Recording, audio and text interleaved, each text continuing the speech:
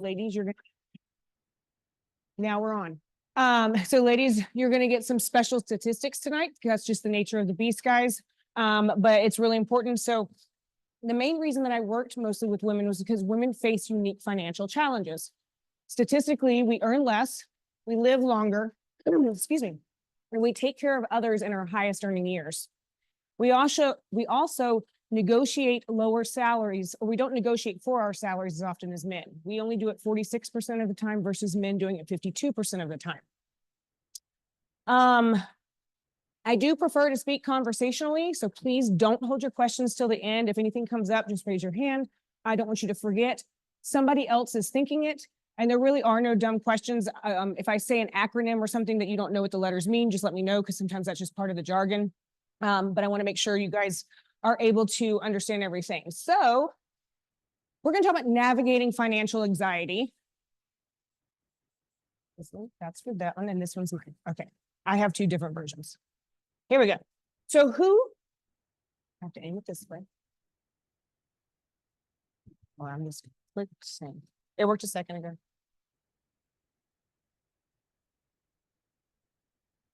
We'll do it that way. Okay. So who here has ever experienced any type of financial anxiety? Right, everybody? Who doesn't get a little bit nervous when we're talking about money?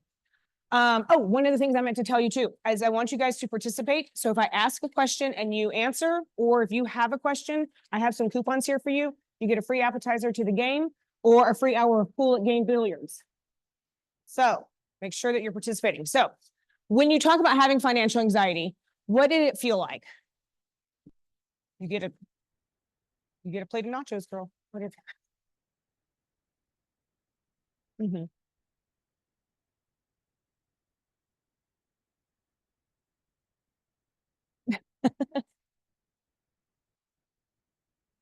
Yeah. You did not want to talk about it with your mom? Okay. That feeling doesn't go away, just by the way, but go ahead.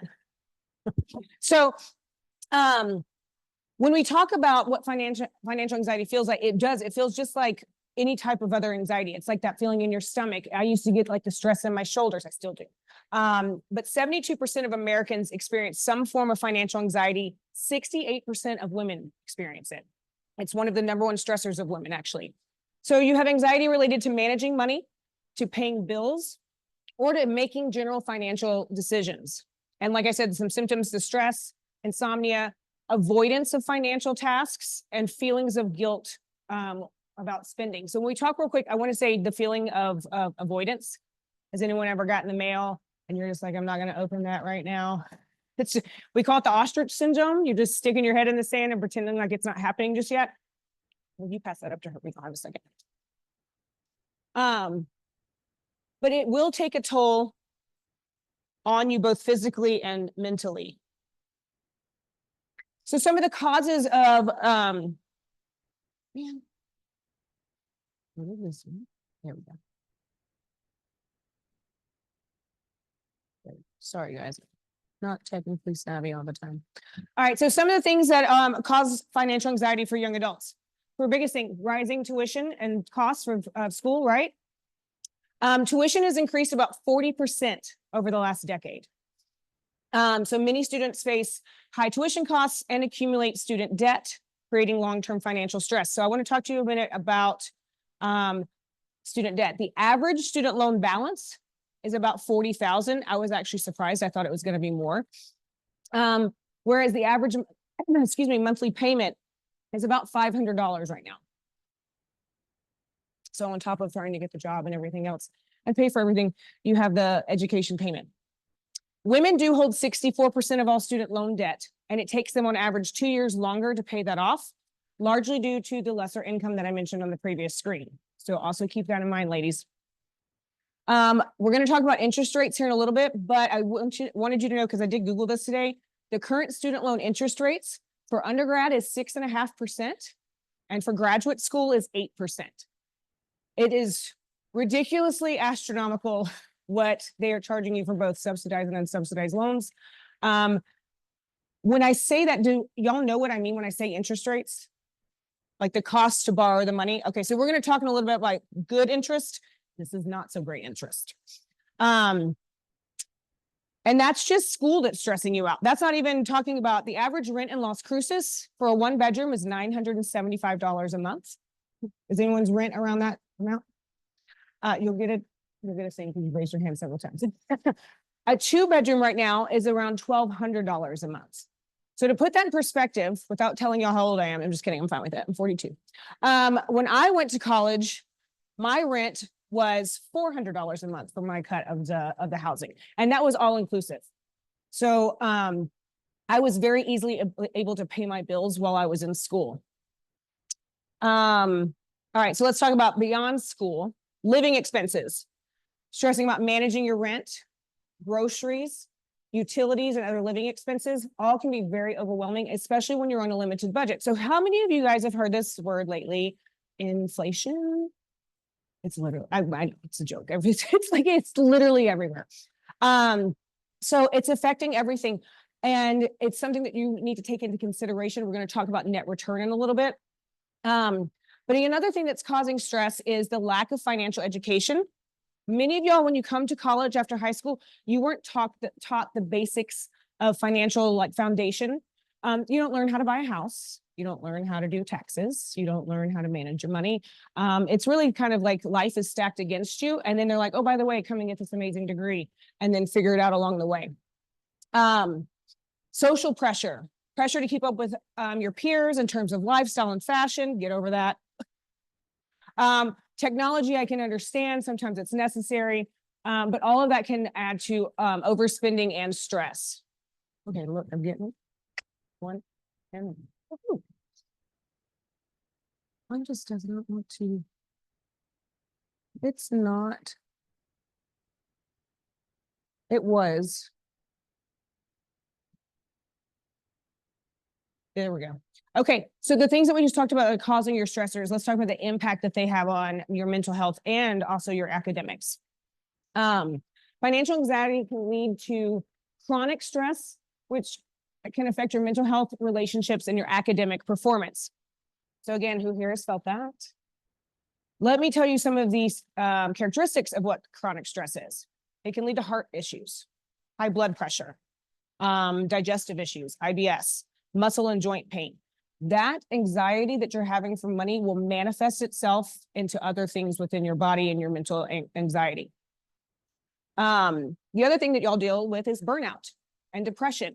And then the worst that can happen, well, I guess it's not the worst, but one of the worst, drop out due to financial pressures. I know a lot of times people or students are like, you know what, I need to work instead of go to school, having to grow up a little too fast, trying to take care of all of that.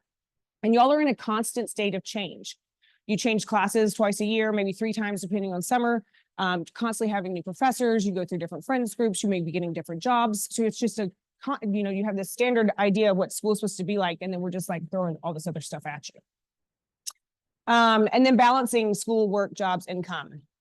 I will tell you, I don't know the details and I tried to look it up today, but I know that NMSU offers mental health on campus. Take advantage of it. Get in the habit of talking to somebody where you're young, save yourself years of angst in the future. Mental health it's a wonderful thing to address it early.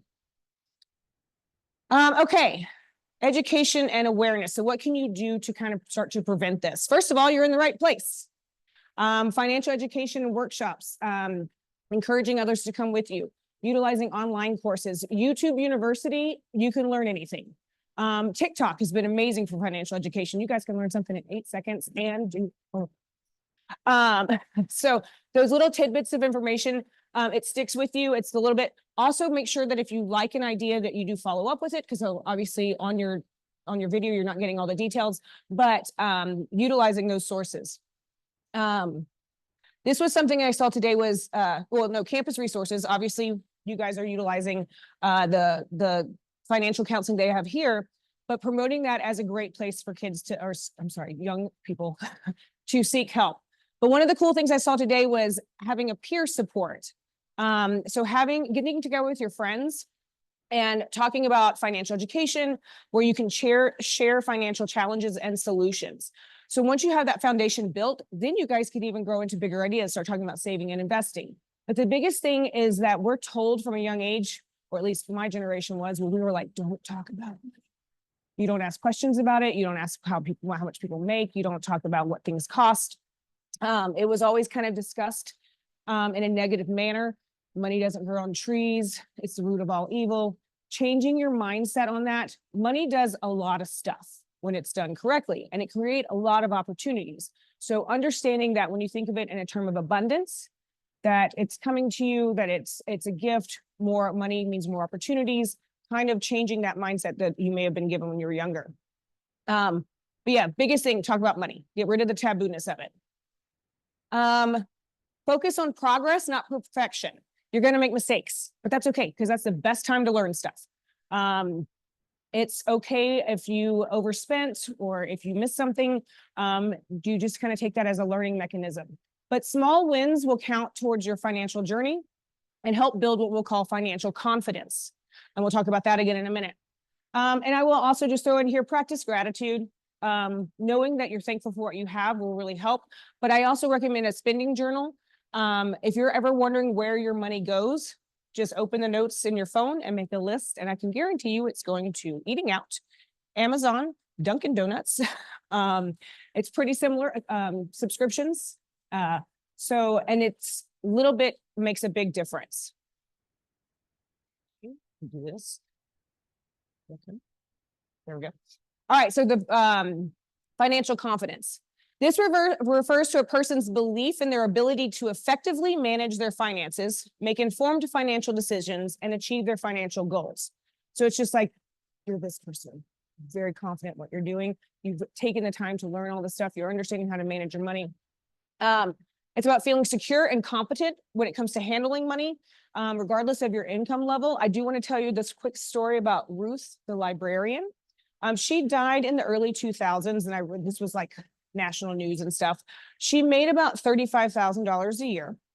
And when she passed, she left the library that she worked for $1.2 million. So what Ruth did was she was very savvy with her money, and she utilized time on her side and started investing when she was really young. And apparently she really loved this library. But understanding that when time's on your side, utilizing that to plan for your future makes a big difference. And we'll go into some other diagrams about that so you can see what that does.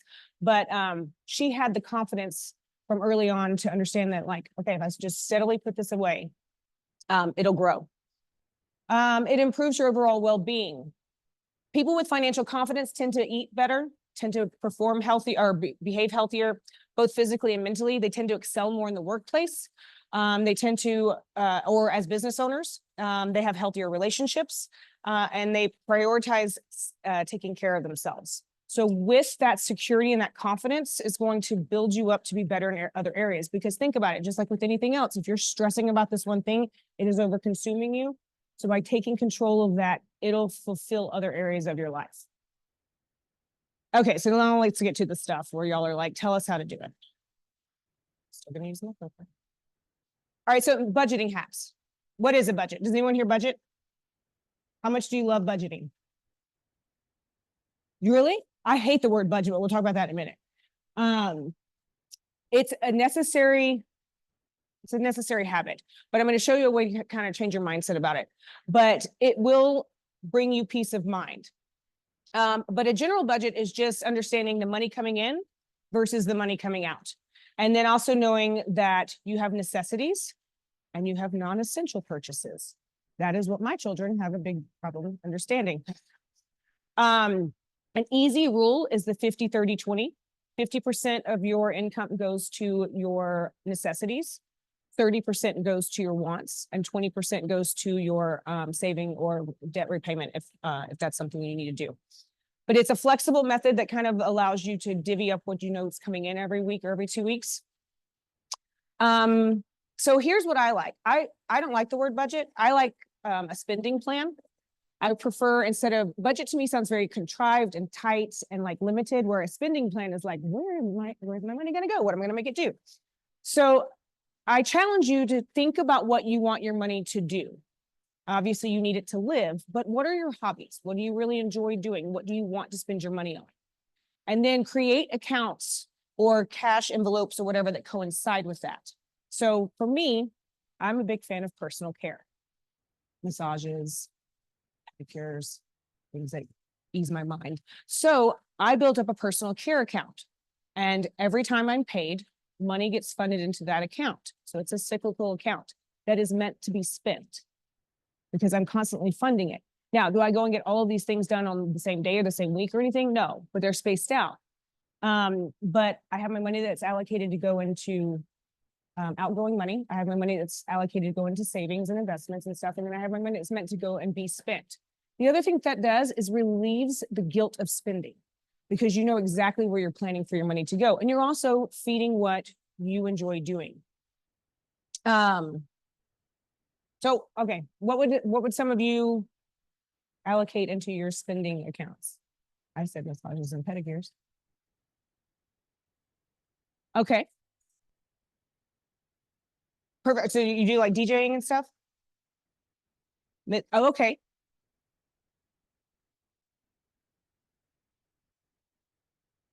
Mm-hmm.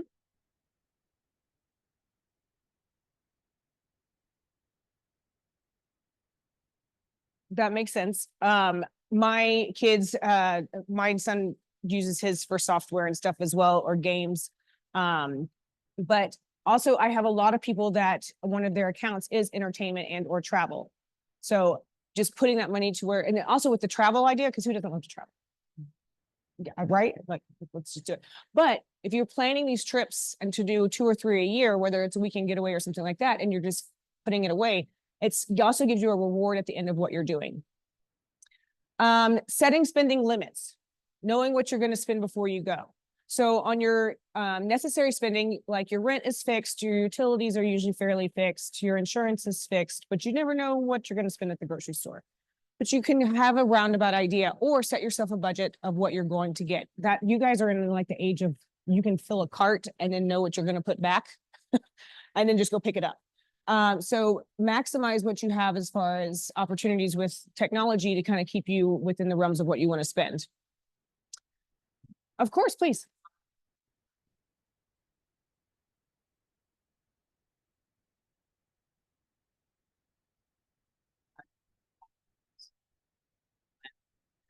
Yes.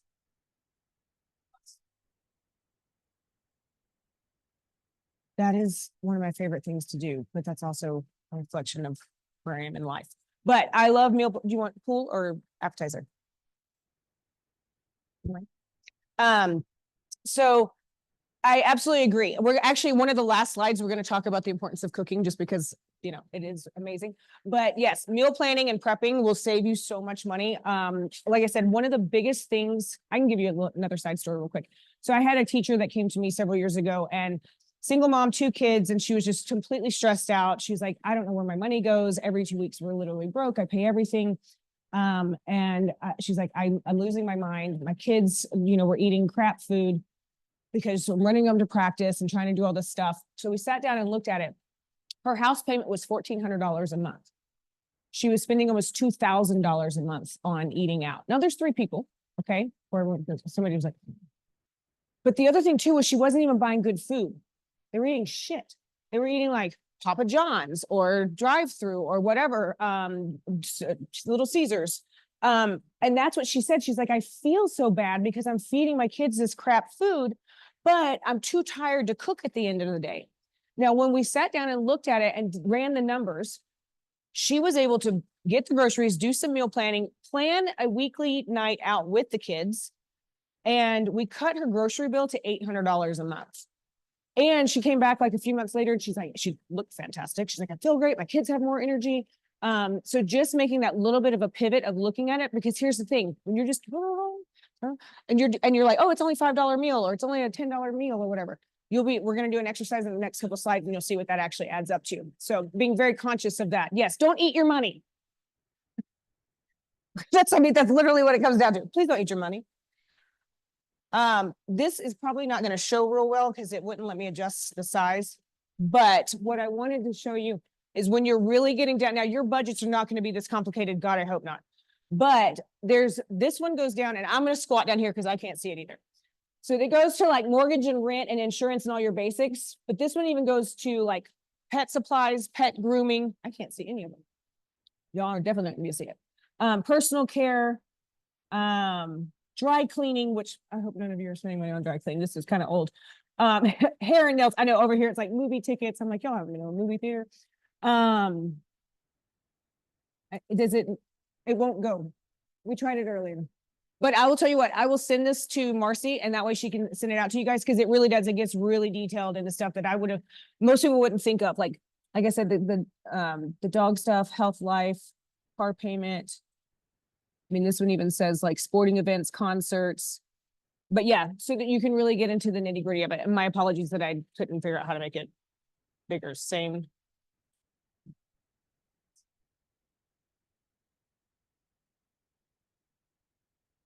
Look at you. Can y'all see it now? No. Look, it's funny because now I'm gonna have to figure out how to make it smaller. But anyway, so this one goes into a lot of detail down here, and it's mostly, people don't realize how much you spend on pets. Do you have pets? Okay. I mean, I have pets too. I have children. Same difference. But like, don't get other things you have to feed until you're ready. So anyway, there's that one, but then also this screen. Oh wait, so because I have to go back out.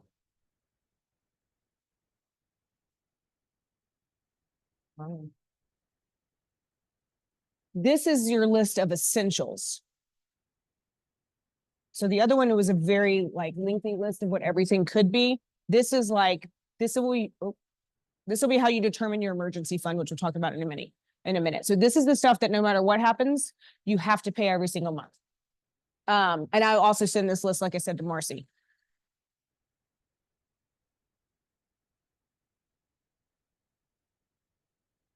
I'm trying to make it not big anymore. There we go. Okay.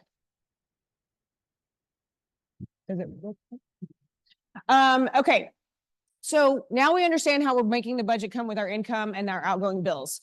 Now, have any of you ever heard of an emergency fund? She had to use it. She almost had to use it. Yes. Wonderful.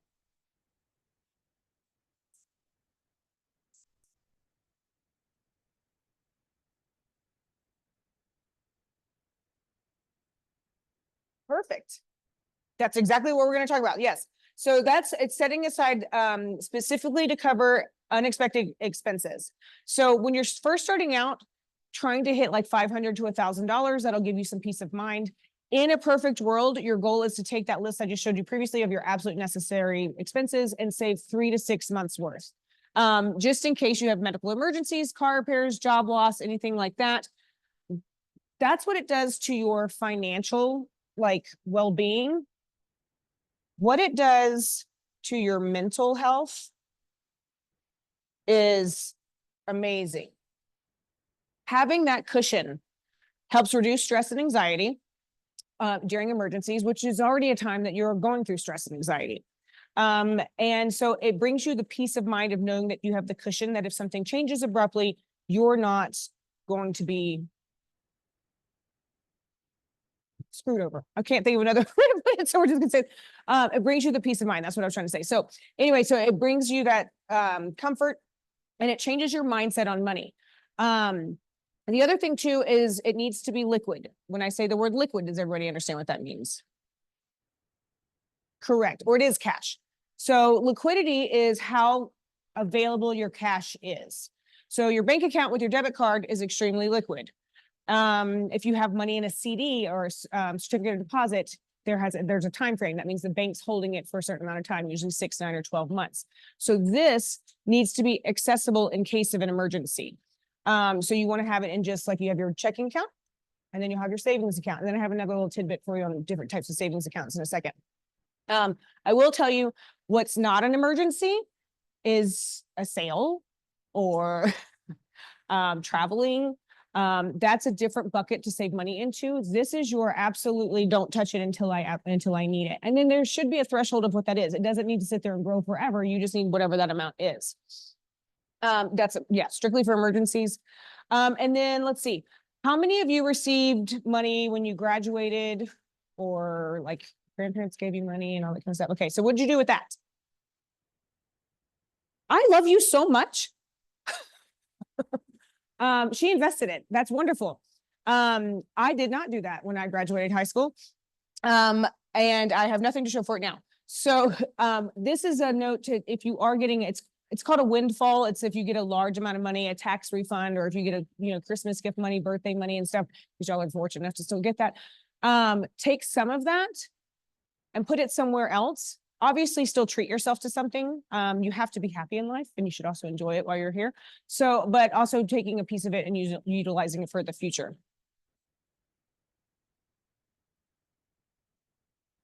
Okay. The thing that makes saving easier, automation. Y'all should be really good at this. Everything y'all do is almost automated. Or you have the luxury of being able to do it that way. So setting up your money to automatically go where it needs to go. As you get paid, most banks, I would say all banks, have a place where you can set up your weekly or bi-weekly transfers. So when you're utilizing that 50, 30, 20, go ahead and set that 20% up to automatically go into another account. So by the time it hits your account, it is already moved somewhere else. We call it out of sight, out of mind.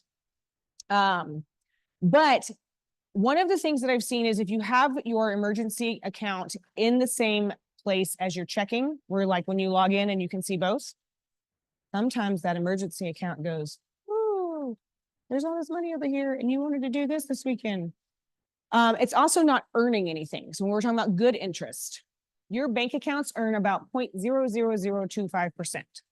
So on $100 in an account, at the end of the year, you will have earned about $0.015. Whereas if you utilize, write this down, HYSA, high yield savings account. They are mostly online. Well, they're everywhere, but the ones with the highest interest rates are online. The reason being is because they don't have brick and mortar stores, so they have less overhead. So there's places like Ally, Cabbage, American Express has one, and they're going to yield higher interest, which I'll tell you more about that in just a second.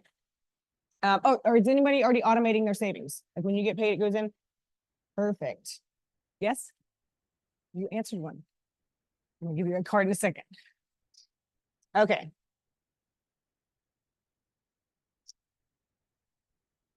Oh, the HYSA screen didn't go over. Okay, I Googled it today. High yield savings accounts are currently paying right around 4.5% to 5.5%. Okay, to put that in perspective, before inflation was at 3%, they were paying like 1.5% to 2.5%. So what that means is at 4%, your $1,000 that you have sitting over there, instead of earning $4 in a checking account, is going to earn $400. I think that's fast. I get nervous about doing fast math for people. But you're going to let the money sit there anyway, so it might as well be somewhere it's going to be earning more. The other cool thing is you don't see it all the time. You're only going to see it when you log in. You can get a debit card that's attached to it. I suggest you get one and you can leave it at home. It's not something you carry around with you, but that's your long-term savings for emergencies. The other thing too is you do have transactions that you're allowed to do, but the reason they're able to pay you a higher amount is because they do come with certain limitations. Like you may only be able to move money in and out of it or out of it 3 times a month. The whole point is for it to be this holding account. Some of them do have minimums. Some of them do even have bonuses depending on how much you're moving over there. But if you're going to park your money somewhere and that's your like liquid savings, it's one of my biggest recommendations. It's literally earning 4,000% more than your bank account.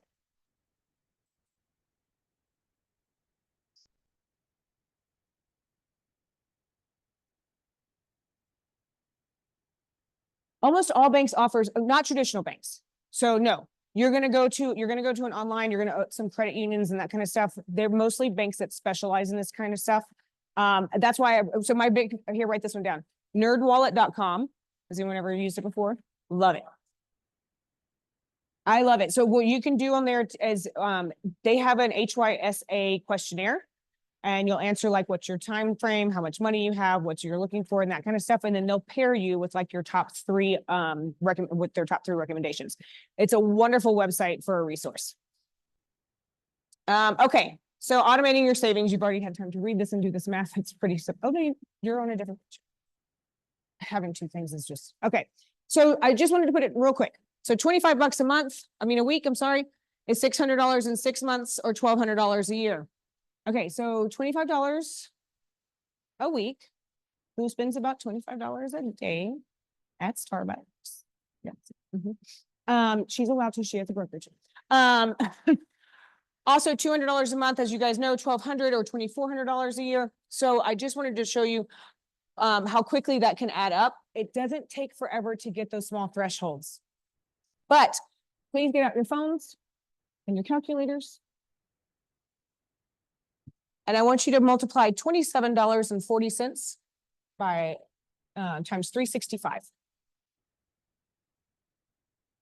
How much is that? $10,000. It costs 27 bucks a day to spend 10 grand a year. The reason I'm telling you that is because if you are making those food stops and your Dunkin' stops and your Amazon purchases and all that kind of stuff, it doesn't seem like a lot of money to spend 25 bucks a day. It's 10 grand. So by saying, you know what, I can save it a week or I can move it over daily, that's a big amount of money. And it's something that I wish I would have realized at a much younger age as well. The other thing too I wanted to tell you is you cannot save yourself into wealth.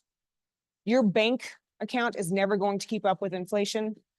So your savings is sitting there. Your banking is there for you to utilize for spending. That's your living expenses. Your emergency savings is sitting there to do what it's supposed to do and cover your ass in case something happens. But if you want to build wealth, you're never going to save your way to it. Right now, if inflation is at 3% and your bank account is earning 0.0025%, you're literally getting a negative like 3.8% return. So you're losing money. You might as well bury it in a can and put it in the backyard. Put it in a can and bury it in the backyard. Y'all know what I meant. So one of the things we'll talk about if we have time at the end is what investing does and how it makes your money grow. But what I wanted you guys to concentrate on today is building these safety nets in the foundation. Was anyone else surprised what $27 a day is? Yeah.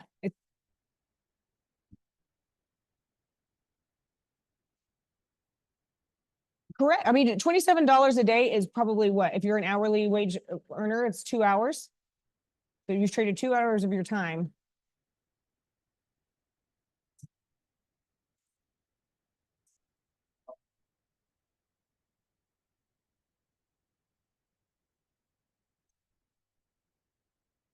Yes, not all of it to savings though. Some of it to savings and some of it to investments. But we'll talk about that in a minute. And investments. Correct. Service your loans first.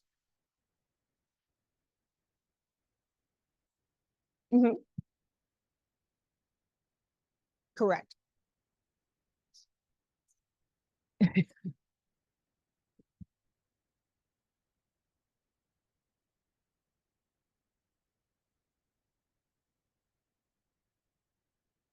Perfect. It sounds like you have a good plan. Okay, we're going to talk about the debt real quick. So there's two types of debt. There's good debt, there's bad debt, and then there's like really bad debt. So does anyone know what high interest debt is? These two things up here. Have you guys ever heard of title loans?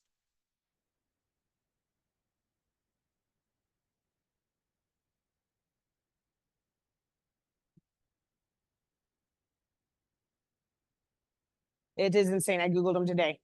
Title loans are currently at 36%. Does anyone, no, actually they passed a law a couple of years ago and it's capped. The worst one is the worst one's Idaho. Wait till I tell you what Idaho's is. Do you guys know what a payday loan is? It's where you basically give them your information and then that you borrow money to get you to, like, it's Wednesday and you just need to get to Friday and then you get paid on Friday and then you give them, but if you don't pay them, payday loans can go as high as 400%.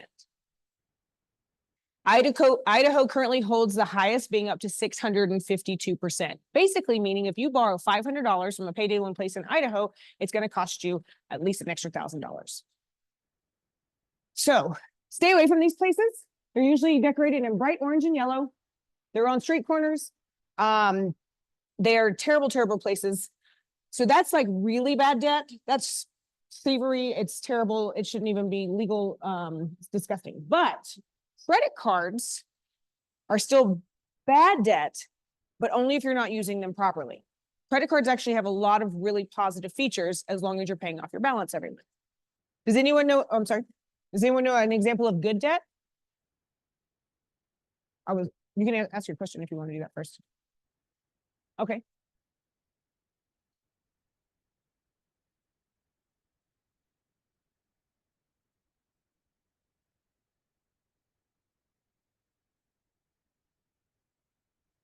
Mhm. Are you talking about credit score? Okay. Yes, correct. That's a smart move. Yes.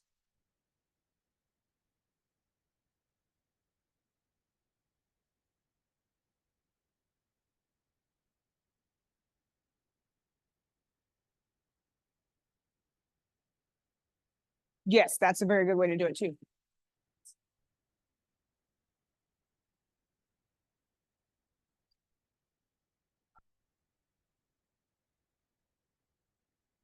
Okay, that's different. No credit is unfortunately just as bad as bad credit, but it's easier to fix. You can usually get like a secured card or, yeah, yes. Good debt would be something that appreciates after you purchase it. So like a mortgage is a good debt. So bad debt is anything that you're paying off that you already have and it has gone down in value since you took it home, basically. Or you have it and you've been paying on it for like 6, 12, 24, 60 months, depending on your car payment. Good debt is something that you purchase, you borrow at a longer term, but it appreciates as you have it. But anyway, if you have high interest debt, that's one of the things you want to address first. I suggest you put together your emergency savings, and then you start tackling your debt. Because the other thing too is you never want to start paying off your debt without having that cushion, because as soon as another emergency happens, you're going to put it right back on your credit card. Do you guys have credit cards? It's okay if you do, as long as you. They really do. They do a lot of cool stuff. I mean, if you're paying them off and you're getting your cash back or your travel points and all that kind of stuff. But same thing, I would still recommend NerdWallet. You can go to their credit card section, answer all the questions as to what is important to you, and they will make recommendations and you can look at interest rates. Credit cards range anywhere between 20 to 26%, depending on your credit score. Okay. If you have your phones out, I have another one for you. Can you go to your thing where you have your subscriptions? I think it's in your Apple ID.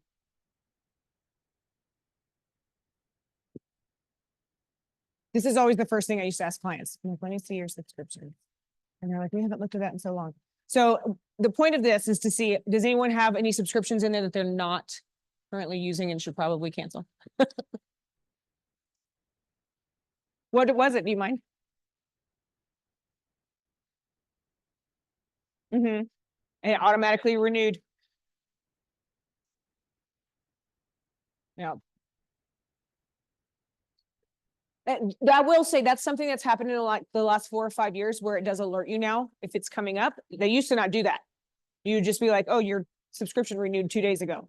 So I would have to set a reminder in my phone to make sure a week ahead of time I was making sure. But mhm.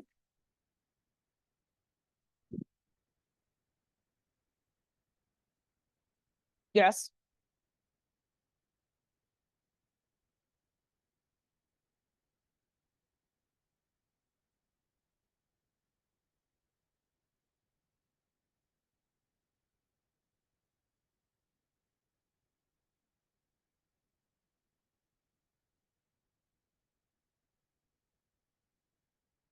Mm-hmm.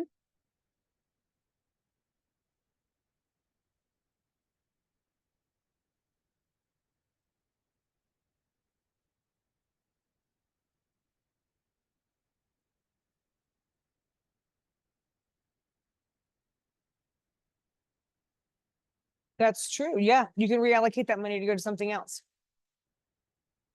Yeah.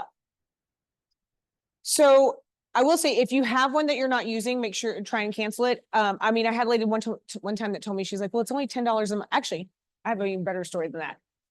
And this is funny because she knows it's Rainbow. She came in one time when we were doing her finances and she had a landline. Does anyone here do y'all know what a landline is? Have you heard you've heard stories?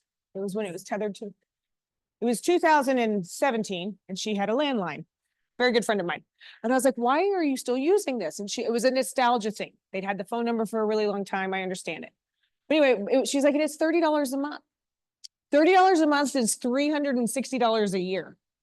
And she was like, oh, I didn't think that. So, yeah, so if you're not using it, that's always the first thing to go through and look for. Like I set reminders for mine. I will tell you a little hack because some people say frivolous. I just say cheap. I don't have more than like 2 streaming services going at one time. I rotate them in my household quarterly. So Netflix is always, but like we'll only have Apple and Paramount. And then like this next quarter, we'll switch it to like Hulu and something else. Because what I found was when I had that many, we couldn't watch it all at once anyway. So we would just pick which series that we were watching and then we would cancel it and start another one. Y'all are probably smarter than me and knew that a long time ago, but I thought it was really impactful. Okay. Virtual money is real money. Cash apps? You guys, oh yes, okay.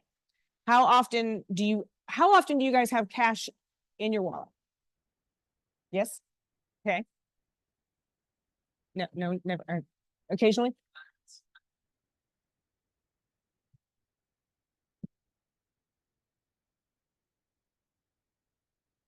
What happened to it?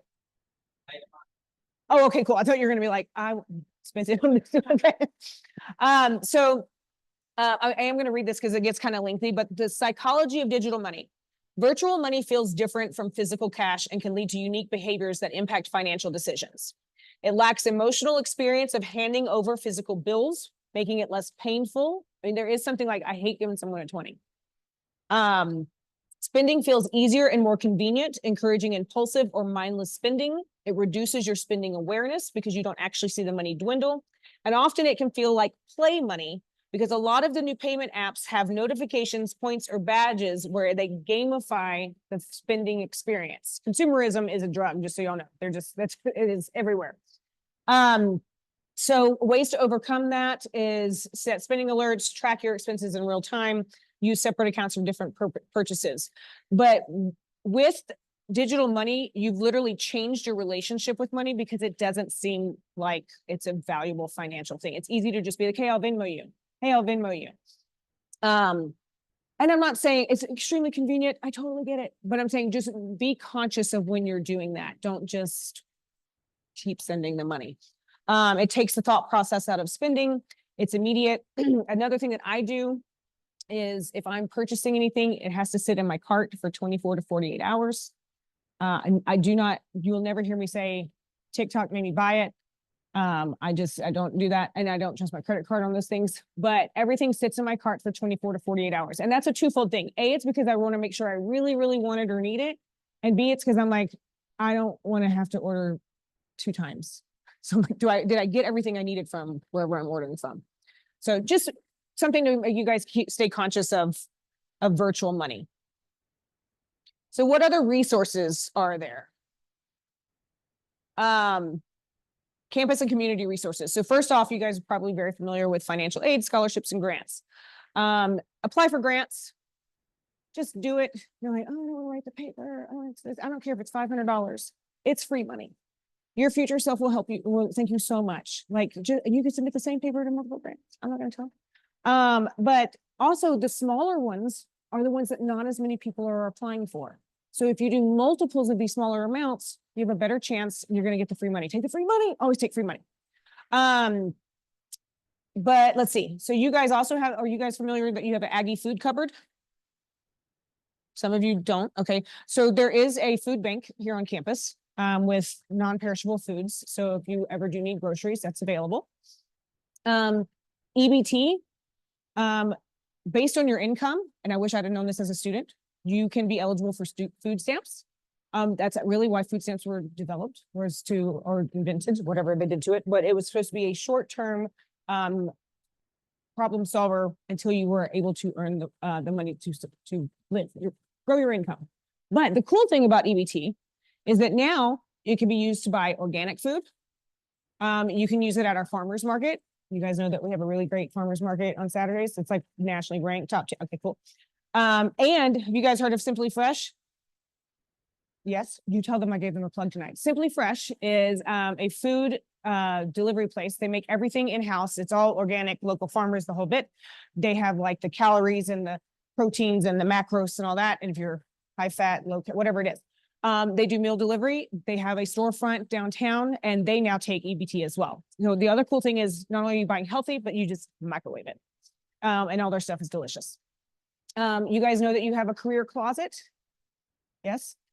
We've actually donated to that quite a few times. So if you need professional clothes, Marcy has it.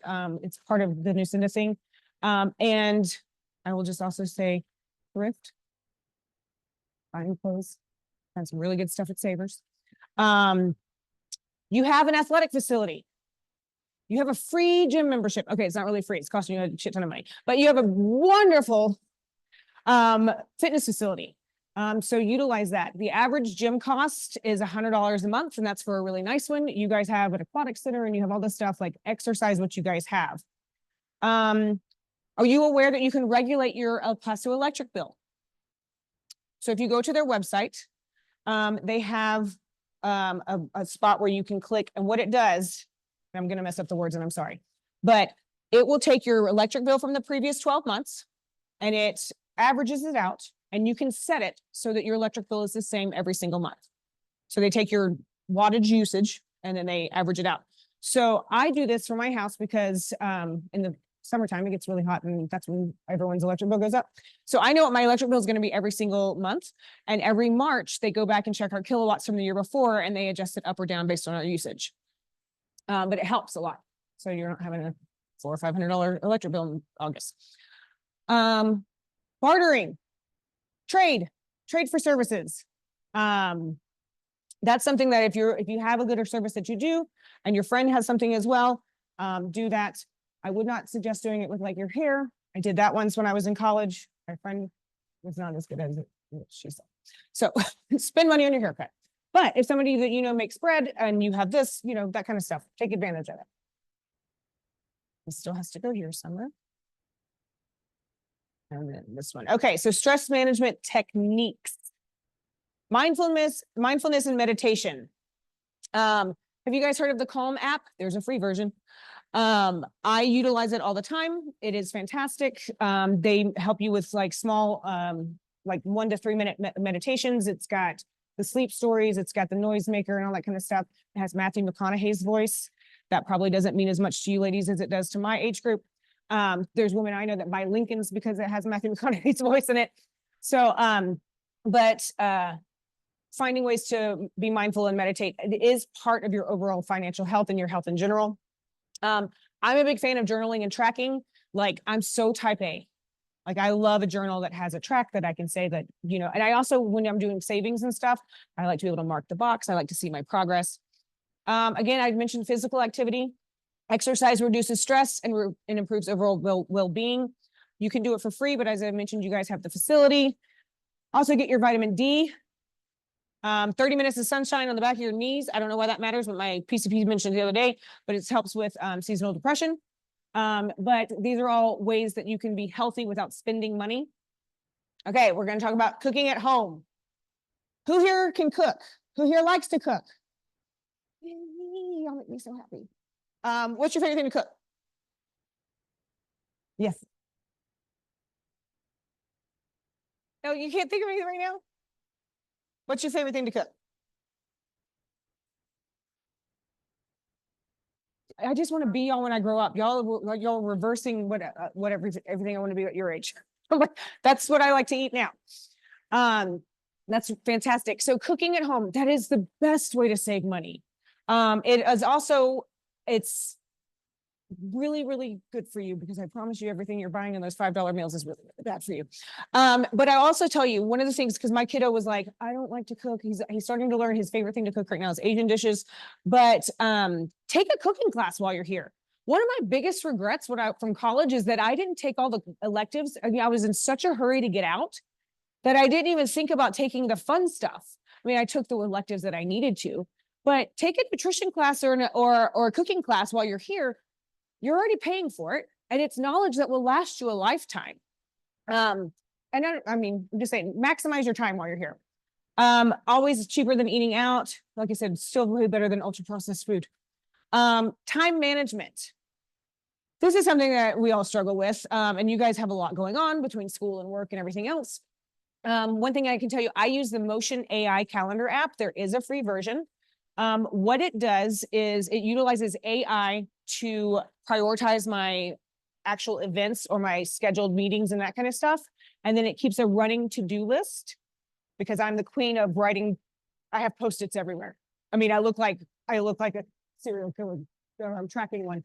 So this app was able to take all my Post-its and put it in here. And what it does is when I make the lists, whether it's like pay a bill or research this or whatever, it will take those to-do things and plug them into empty holes in my schedule. And if I don't get to them, it just moves them to another place. And then you get the really exciting thing of whenever you go, and that means that you checked off the box. So that was just some stress management techniques. Now, let's see. Okay. This one. Okay. Good interest. I want to explain to you how important it is because of your age. Time is on your side. So these two people, let's see, we're going to call one Sally and one Tom. Sally's on the left. Sally started investing at age 25. She invests $5,000 a year. That's $600 a month, maybe. Yes. And she only does it for 10 years. And then she stops investing at age 34. So she's 25 to 34. Tom, on the other hand, doesn't start investing till he's 35. He also does $600 a month or $5,000, but he does it for 30 years. She stopped after 10. He invests for 30. She ends up with $100,000 more than him because of what compound interest can do. So when we were talking earlier and I told you can't save yourself into wealth, you can invest yourself into wealth. And you don't have to have a lot. One of the things that my clients used to always say is, well, I don't have enough money to invest. I don't have this. I don't have. You can invest as little as, we were talking about that $25 a week. You can do $50 a month. The important thing is getting your money into an investment account. You don't even have to have a financial advisor anymore. Oh, I can say that now. It's not illegal anymore. There was a time that I was like, you have to have a financial advisor. No, you don't have to have an advisor anymore. Utilize an S&P 500 index fund and you follow that. An index fund. Okay, hold on. Now I'm going to give you some like terms. Okay. So when we're talking about investing, there's brokerage accounts and there's retirement accounts. Brokerage means that you can access it if you need to. Retirement means you can access it if you need to, but with a penalty. Okay. There's also something called a Roth IRA, which is the best of both. It has a backdoor access and the gains. Now, brokerage has some liquidity. Remember that word from earlier? Okay. The catch is if you take money out of your investments and the market is down, you are realizing losses because you're buying your money back at a discount. If the market is up and you've held those investments for less than 12 months, you will pay income tax, just like regular income. If you wait 13 months or more, you will only pay capital gains tax until November 4th, and then we'll see. But capital gains tax is usually at 15%. So it's usually less than what your income tax is, okay? Your retirement accounts. I'm just going to give you like some tidbits of what you need to do.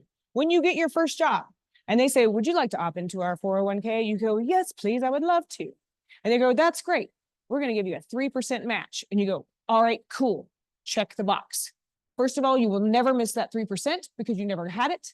And they will give you free money. That is how you start building compound interest early. Okay.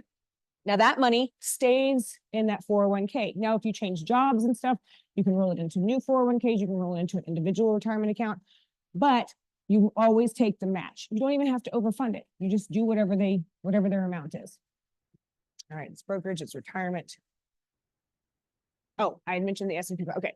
So when you're also getting into the market, there are things, well, there's stocks and bonds. You don't really want to do bonds, but kind of do this. Okay.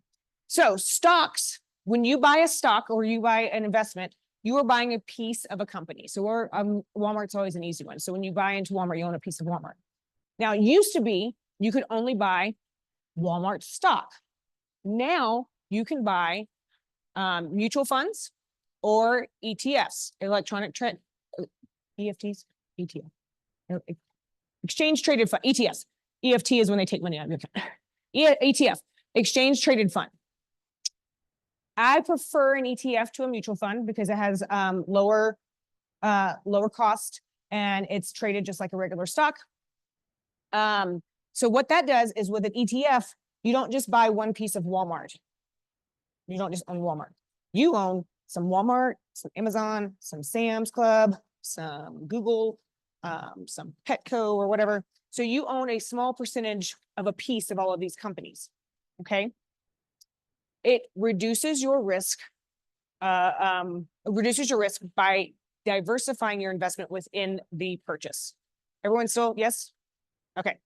So if you find one that is tracking the S&P 500, does everyone here know what the S&P 500 is? Okay, I'm so excited. So what that is the top 500 companies in the United States, and it will just kind of track how they're growing. You don't even have to think about it. There's tons of apps that do it. You can do it on yourself through BlackRock or Vanguard.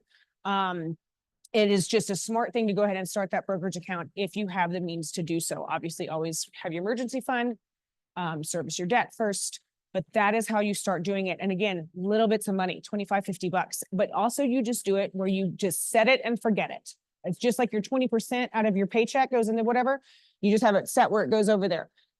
What you do when you do that, it's called dollar cost averaging, DCA. So let's say your investment goes out the 15th of every month. What you're doing is no matter if the market is up or down, you're buying it high, you're buying it low, premium, low, whatever. Over the course of your 6 to 12 or whatever your months are, you've averaged out the purchase price, which will increase. Warren Buffett says it increases your return rates. If you earn over time an 8% return, you've done very well in the market. Now, money in the market is not money that you plan on spending in the next 10 years. Okay. Your emergency fund, your bank account is for fast money, daily money. Your emergency fund is for emergencies. Your short-term savings is for your vacations and stuff. Your 401k or your retirement is for very long term. Your high yield savings is for anything from 3 to 8 years. Your brokerage account is for 10 plus. Why would I want to put money in there for 10 years? Because as we can see, the volatility of the market, day over day, year over year, it goes up and down a lot. But decade over decade, it has always outperformed itself. So if you put it in now, I can't guarantee it, but according to history, by year 11, you're guaranteed to have the money. Not guaranteed, but you know. Okay. Questions? Because that is a lot. Wow. I mean, I feel like it's just because I'm so good at explaining stuff. Snap this. These are my recommended financial books. I'll tell you a little bit about them real quick. In no particular order. Most of these are female authors, though. I'll remind you of that. But okay, Think and Grow Rich was written in 1937 and is the first notable book written about the power of manifesting and the universe. Napoleon Hill interviews and reports on Henry Ford, Thomas Edison, Andrew Carnegie, J.P. Morgan, John D. Rockefeller, and tells you how these guys built their fortunes in the early 1900s. Most of you think that that's the 1900s. I'm making a joke because I was born in 1982, but it didn't land well, so don't worry about it. The Millionaire Next Door teaches you how rich is loud and wealth is quiet. So what that means is wealthy people don't go around talking about how wealthy they are. They don't all drive these flashy cars. They don't have all this stuff. The rich people do that. People that want you to think that they have money. The wealthy, they drive, actually on average, the millionaires in America drive Toyota Avalons. I think the second one is a Honda Civic. And most of them are at least 10 years old. Rich Dad, Poor Dad. Excellent book on understanding real estate. Although that is a difficult investment right now with interest rates, but it's a great story about how he had a father and a stepfather. One had one mindset about how money was a negative, and his stepfather was an investor and a business owner. Great mindset book. Money Detox will help you process any childhood financial trauma. This woman's book is incredible. The rest are great for initial how-tos. I would also recommend most of these authors, I would follow them on Instagram. I follow them. They're fantastic. These are my other recommends for Instagram. Her first 100K. She just wrote her first book, The Financial Feminist. She has 2.1 million followers. Oh, y'all, I didn't check. Yeah. I like She Wolf of Wall Street. Better Wallet, that's a male.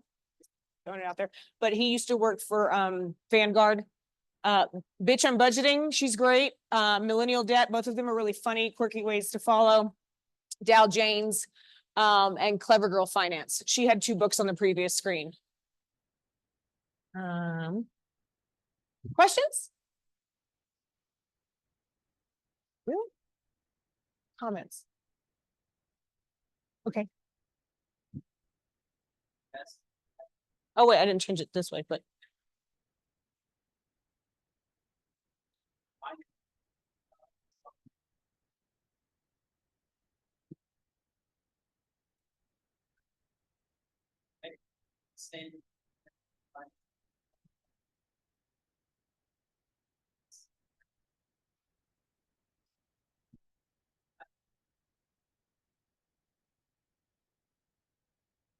like the people's emotional attitude is reflective in their, or do you mean like through ESOP, like the stock option plans they have with the company? Okay.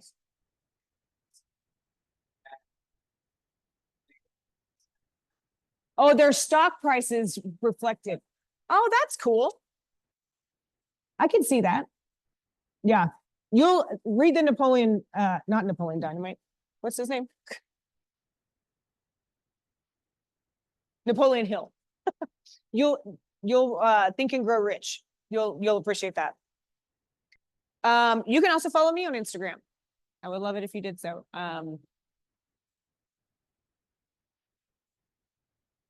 If you ask a question, you can get another card.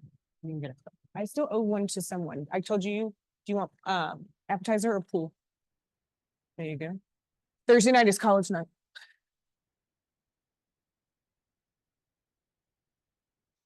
Uh-huh.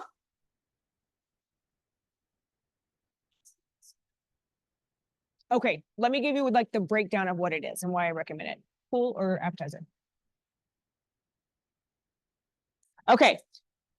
So there's 2 types of IRAs. There's a traditional IRA, and an IRA is an individual retirement account. So basically, if you work for a company that doesn't offer a 401k, you go to an advisor or a bank or a financial institution and you open your own. A Roth IRA has been in place since 1997. It was presented by Senator Roth. And the reason that they work so well is because I'm trying to, okay. So the money you put in, your principal, you have access to. If you access the growth, then you're penalized. Okay, so in an IRA, all of it is principal and growth, and you can't touch any of it. With your Roth, they keep a record of what is your money, your pre-tax dollars, no, your after-tax dollars, and then what the growth is. So the reason I recommend this for young people is because it's the best of both worlds. You basically have a retirement account with a brokerage attached. So your growth, you never want to touch, because that's when the IRS is going to be like, hey, here's your 10% penalty and this and this and this. But your principal, the money you put in, because it came out of your after-tax portion of your check. When I say those words, does that make sense to you guys? After that, okay. Your pre-tax is usually the one on the left. Your after-tax is the shitty part that you're like, where did all my money go? That's what it is. Okay. So it comes from your after-tax. So you've already paid taxes on that money. So you have access to it. You can pull it out. You can utilize it. It's a great opportunity for young people, because if you were, at 18, 19, 20 years old, you're like, well, I really want to do this. And you could start them for like cheap. I think like $500 and like $25 a month or something like that. But you don't know, you're so far removed from what your opportunities could be. So let's say at 25, you go, I'm ready to buy a house. And I only have part of the down payment or something. You can then go pull your money out of your principal of your Roth and utilize it to buy a house. I mean, you can use it for anything. You can go to Europe if you want to. I wouldn't recommend that. But so it gives you the best of both. It's a glorified savings account with an investment on top. and you don't ever have to touch the investment until you're ready. Now, I want to clarify when I say a retirement account, you are not allowed to touch that money, whether it's your IRA, 401k, or growth of your IRA until age 59 and a half. If you touch it prior to that time, it's a 10% penalty and you have to pay income tax. So basically you're getting taxed 35% on money that you've already paid taxes on. It's a really crappy deal. Does that help and answer your question? Cool. Yes, ma'am.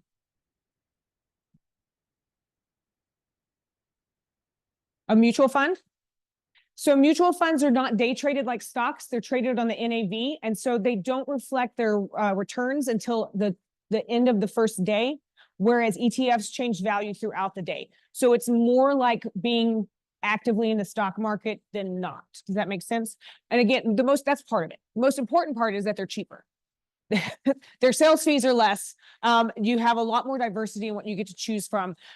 Usually when you are picking those types of things, guys, too, is there's going to be a risk questionnaire and it's going to ask you like your time frame. Even it's your time frame, it's what your goals are with your money, but even now it goes into like your emotional state as well. It's like, do you not want to invest in foreign wars? Are you more interested in investing in women-owned businesses? Like, so you can actually align your investments with what your moral views are as well, which is very cool. And then it'll take that and then it'll say, this is the recommended portfolio. It doesn't really say doodle doodle doo. It works faster than that, actually. Anything else? Did you gain some info? Was it helpful? Cool. I really appreciate it. This is the second time I've come to talk. I've known Marcy a long time, and I appreciate her having me come. It was great for all of you to be here.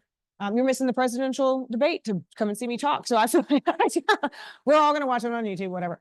But I appreciate your time. I hope that the resources, I'll go back to these real quick to make sure you guys all were able to screenshot these. The last thing, I swear I'm going to stop after this. You'll see at the top, use Audible or Kindle. There is a free version.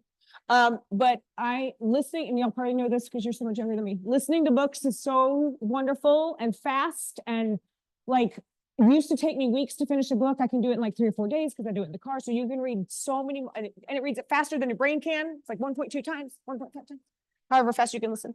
But cool. Really appreciate it. Thanks, guys.